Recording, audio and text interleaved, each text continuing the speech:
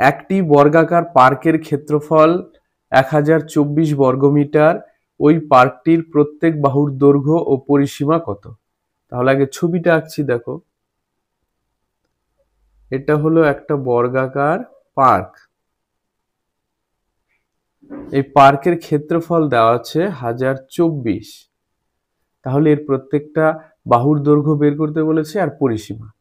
তাহলে আমরা জানি বর্গক্ষেত্রের যদি ক্ষেত্রফল দেওয়া থাকে সেখান থেকে বাহুর দৈর্ঘ্য বের করতে হলে সেই ক্ষেত্রফলের বর্গমূল করতে হয়।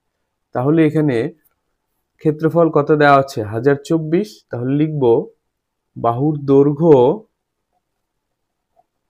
দৈর্ঘ্য সমান সমান √1024। তাহলে 1024-এর বর্গমূল করে দেখি কত হয়।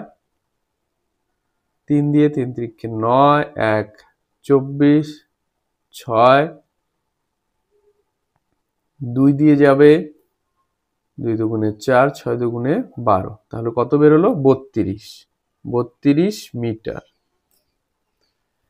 তাহলে এই বর্গাকার পার্কটার বাহুর দৈর্ঘ্য বেরোলো কত? 32 মিটার।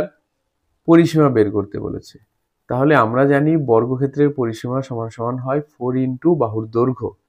তাহলে লিখব সুতরাং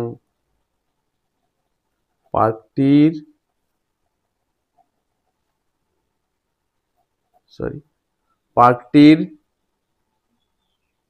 পরিসীমা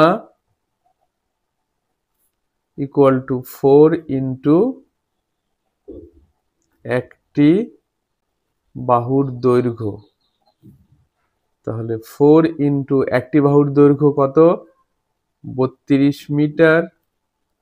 তাহলে 4 দুগুণে 8, 3 4 12, 128 মিটার। তাহলে পার্কটির পরিসীমা 128 মিটার।